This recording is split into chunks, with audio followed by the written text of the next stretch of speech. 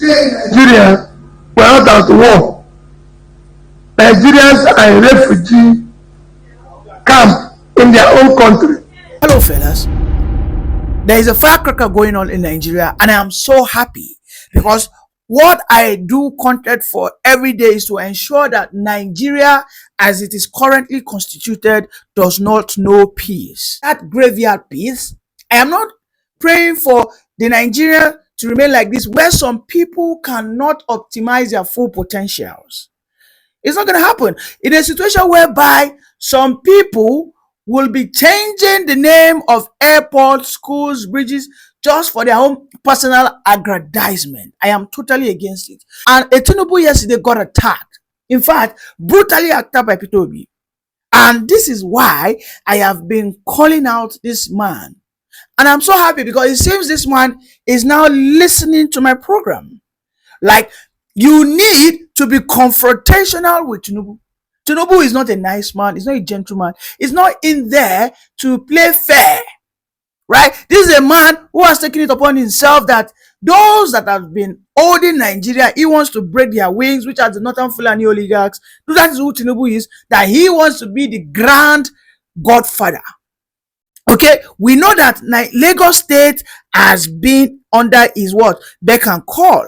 Lagos State are under Tinubu's whims and caprices. Whether you like it or not, in Nigeria, in Lagos politics, right? It is what Tinubu says that happens. He is the personal Lord and Savior of Lagos State. And this is what he wants to do in Nigeria. We know that Tinubu has seen those that are in charge of Nigerian political affairs, financial affairs, and he has now been demoting them one by one. This is why you see that under Tinubu today, the northern oligarchs, the Fulani'S, whoever those they are, the cabal, have been crying, saying that Tinubu must go come 2027, that they will do everything. We are seeing northern Tinubu appointees, all of a sudden, they are all retiring, resigning. In the past 2 weeks now, nothing less than 4 northern special advisors to Tinubu have retired, right? And when they retire, they tell us that they can no longer go ahead with Tinubu, that Tinubu wants to divide the country. Like, Tinubu is not a one Nigerianist, that Tinubu is too sectional, that Tinubu is not allowing them to have the free way that they've always enjoyed under the regime of Buhari. These are the conversations they had. They claim that why they needed to retire. While I might agree 50% to their reasons, but we know that they do that because of their own selfish interest. If Tinubu today had allowed all of them to do as they were doing under Tinubu, as they enjoyed under Jonathan, I am sure they will not be retiring, right? They won't. But we know that Tinubu is a bad guy, and we know that for Nigerians to forge ahead, we need a breath of fresh air. Now, Peter Obi launched that brutal attack. There's a video that I'm going to play whereby you guys are going to watch Peter Obi in that book launch. But you see, I have never seen a Peter Obi, exhibit such courage. I mean, it is interesting when our political oppositions begin to speak such words. He said Tinubu will fall. He said anybody who tries to do nonsense come 2027, you want to rig election, that you will be rigged, that indeed your life will be counted. And you know what it means when they say that let us count scores?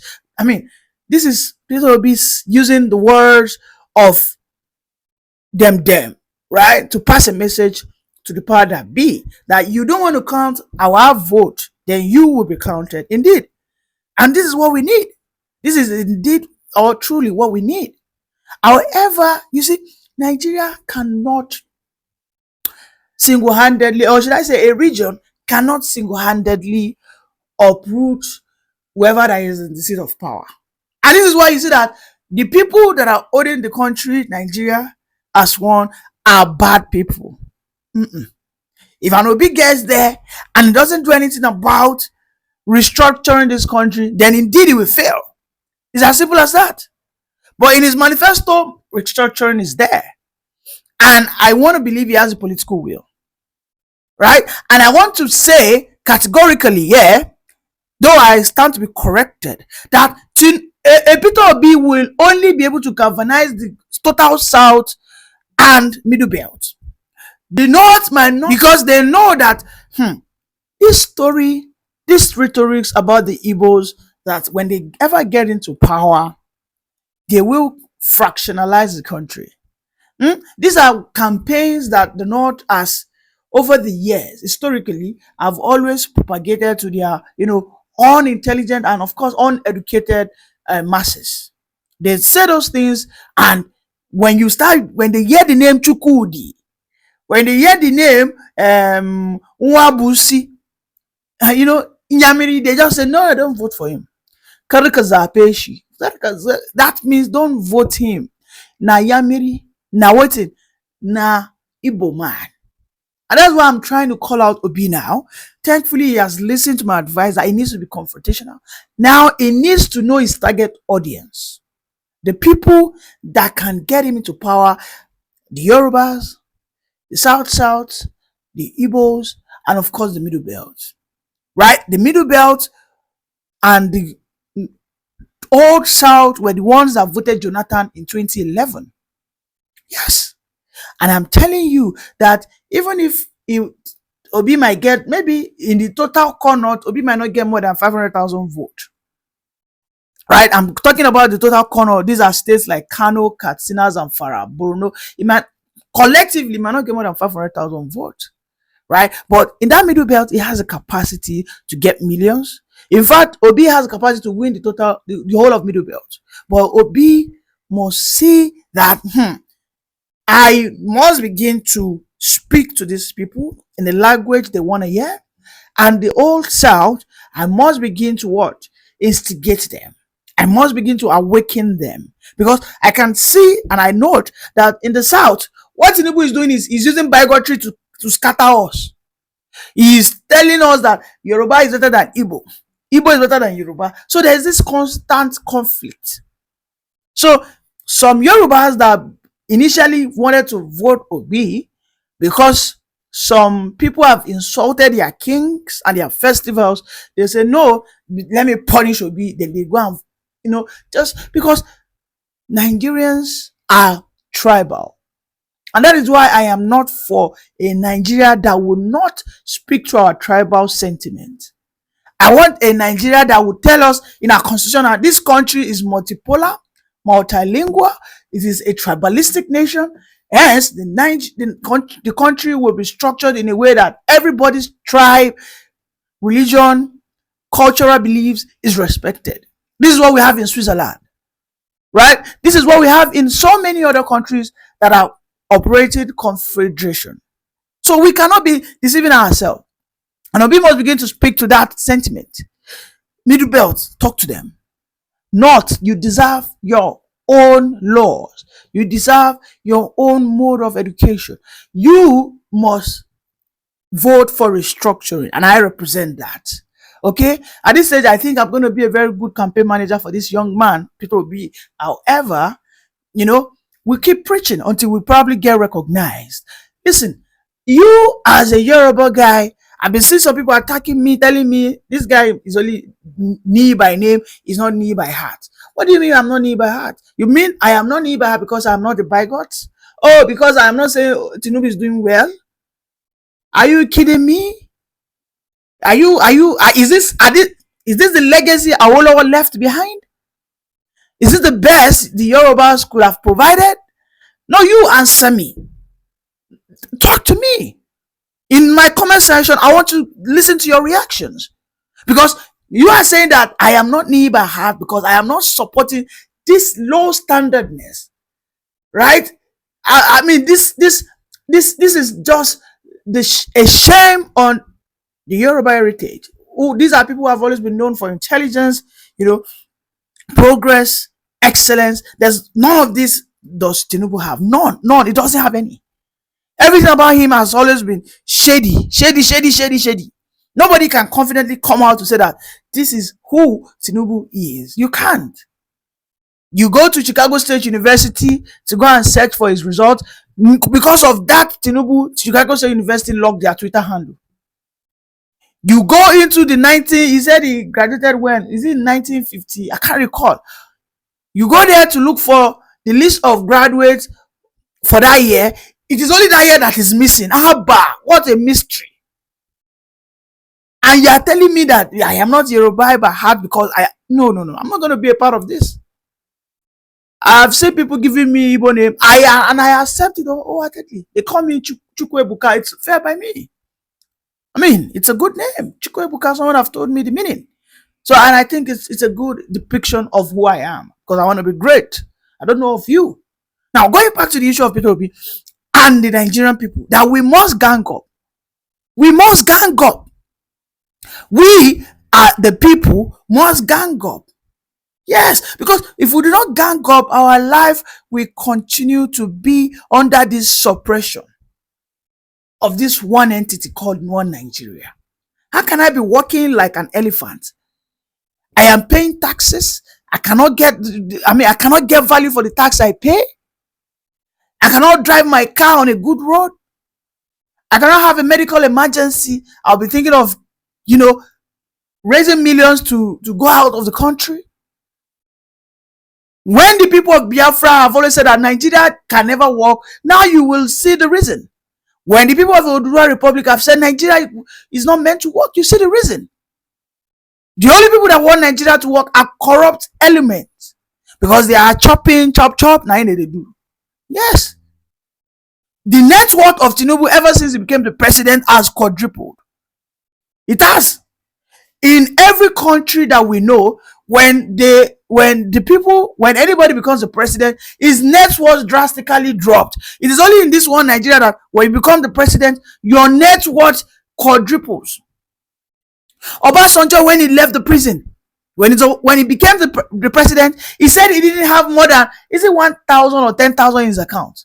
But when Obasanjo finished, today we know Obasanjo has Songo farms. He has so many farms. We know he's part of the shareholders of Just Right. I mean, there are reports about that. So many investment that he has. I think all of a sudden, we know about his cases. He has a university. It was after Atiku became the vice president and after his tenure that he established. So you know that those, right? Only God knows what will happen when Tinubu leave. That one self. Hey, if he hears Tinubu don't create his own state or his own country, because the level of budget insertion, since 1999, that senators and House of Reps have been inserting inside the budget. And when I talk of inserting, you mean these are constituency projects, and these are what? Vehicles. SPVs that they use to steal our commonwealth. But since 1999, nobody don't beat Tinubu. Nobody. On my screen, you see 2024, the insertion now waiting now over 2 trillion naira. Highest. Since 1999 to 2023, nobody has ever had such an insertion. In 2024-2025 budget, the insertion alone is 6.9 trillion. That is approximately over $6 billion. What does that tell you? This man, when you're talking about Kingpin, he reach make Fulani the fairer. He reach make Fulani oligarchs, the Babangidas, the Abdusalams. If Abacha dey alive, himself go fear. You wonder why the children and the wives of Sani Abacha in the recent times are now saying that Nigerian economy was never this bad even under their father. Now because they don't see thief wey clear their papa. Their papa probably got maybe out of 7 subjects, he got 4 A's in corruption. The current administration cleared everything A in corruption. That's just as in they are perplexed and perturbed, like, oh boy, yeah. So we actually have a bigger thief. And in this issue, I'm only sad because this man happens to be my fellow tribesman, unfortunately. And this is why I'm disowning him. I'm disowning him that he's not a representation of the Yoruba people. He's not. This is not the best we could have produced. He got there because he was able to manipulate the Fulani'S. Yes. Tinubu got in there because he was able to manipulate the Fulani'S. And this is why we are here today as a nation. Anybody that has the capacity to manipulate these northern Fulani people will have Nigeria. Or why do you think the British colonial masters are still the one in charge of our economic sovereignty? Why do you think they are? Because they are the ones that the British colonial masters are using. Yes, the war happened because the British colonial masters told the Fulani oligarchs, don't let the Igbo go. They have oil. Yes, I know you have your granite, you have your oil, but don't let them go. Hold them to the jugular. Hold them by the jugular. Strangulate them. They must not go. When the colonial master was about to leave this country so that we can have our independence, they said, you listen, not. You know, you are not educated, but you know what? Go and occupy the Nigerian army, occupy the Nigerian police force. I mean, they told them all these things. And you see, they would rather not go to school. They would rather want to go to be an army. And for that reason, yes, they are commanding, controlling the Nigerian politics. They told them, go into politics. You know, I made a program 2 days ago. I said, you will never see a northern elite, or you will hardly see a northern elite practicing outside the country, probably being an engineer, being a research personnel, being a scientist. You hardly see, listen, when you are counting 100 Yorubas working in international firms and companies, if you are counting 100 Igbos working in the Fulani's that have actually, you know, similarly acquired such education, they will come back and do politics. Yes. Because that is their own understanding that grab the Nigerian politics. Right? Because there's money there. Ensure Nigeria never splits. Do everything possible to silence any dissenting voice. The likes of Nnamdi Kanu must always remain in jail, rotting there. They know the very moment Nnamdi Kanu is released, he will begin to campaign against this unholy matrimony that we have. And the investment of the people of the North will remain threatened. And every corrupt politicians. Is it Wike you want to tell that let us split the country? Wike. Wike, his people are suffering. He knows that his people are suffering. He knows that right there, his people are supposed to be the biggest and the largest beneficiary of the country, of this country. But Wike knows that no. If we split the country, first and foremost, I will no longer have the capacity to run to Abuja. He knows that secondly, the people will become more focused on me. I will no longer use the center to lie. Now you are seeing why they don't want Nigeria to split, why they don't want Nigeria to practice maybe regionalism, maybe confederation, maybe resource control. So they can lie and point to the center. That no be also, no be government to Abuja. That is their logic. And this is why I urge Ebitobi that you must continue to speak confrontationally. You cannot be soft-spoken. We are in a battle. And a soldier, a commander who is leading a battle does not speak with soft tone. No, it's not going to work.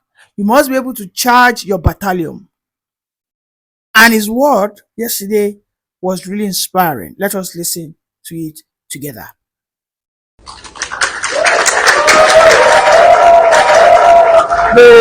Please be seated. Please don't that's fine. Our chairman, distinguished senators that are here, House of Rep members, all the dignitaries, party chairs, and everybody that are here, let me very respectfully stand on all mentioned and existing programs. Mine is a very simple one. People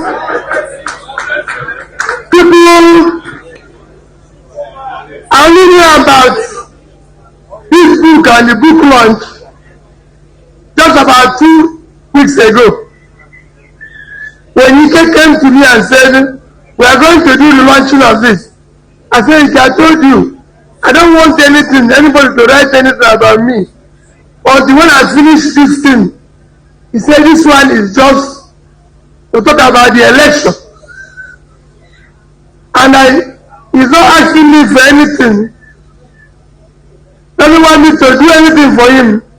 All he wants is, if I can come the day they will launch it. I said, are you sure that is the only thing? If it's the only thing, I will come.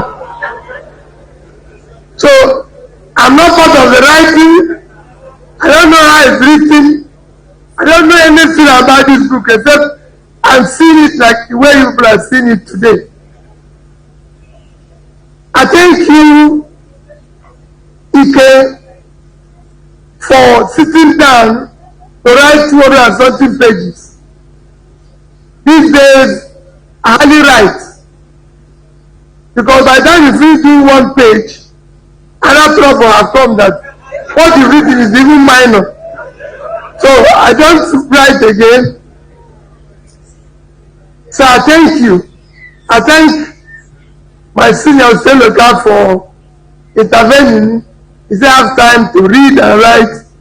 For if I most times if I want to write, I write something halfway and send to him and say, help me to correct and finish this thing. Because like I said, writing here now is difficult. But I thank all of you. And I show you that all this hard work people are putting up will not be in vain.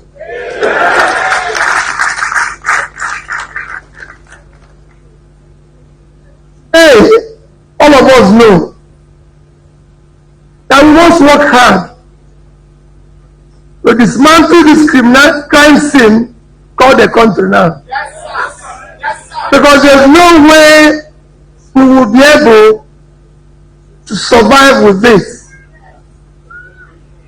It is impossible. Coming here this morning, I went for a short interview and somebody was asking me something. He said, so when will you take holiday? The holiday? The way this country is today. When will you celebrate this or celebrate that? I said the way this country is today. And it's impossible. He gave me an example of somebody who went to do this, do that. I said, let me tell you. She didn't even know. I said, let me tell you. Go and read the Titanic. When it was sinking, some people were on upper deck. They didn't know it was going down till everybody. Because those who are dancing now don't know that the pool is sinking. When it comes, it will consume everybody. Nobody will be safe. Whether you're very rich, whether you own all the house in Abuja, all the house in this thing. I've been to places that have better buildings. I've been to Beirut, Afghanistan, where they have lovely buildings, and you see them all destroyed. So when people are not acquiring what they don't need, instead of using sacrificing to have peace by having one or two, they think they can have 100. When you start, you can't carry them. You'll be running with if you don't cannot be safe. Everybody will end up being in refugee camps. Nigeria, we are not at war. Nigerians are in refugee camp in their own country. Nigerians are refugees in Chad. Nigerians are refugees in Cameroon. And we are not at war. The only reason is that we don't have a government who cares for the people. People are being killed daily. Nobody goes to say to them, we're sorry.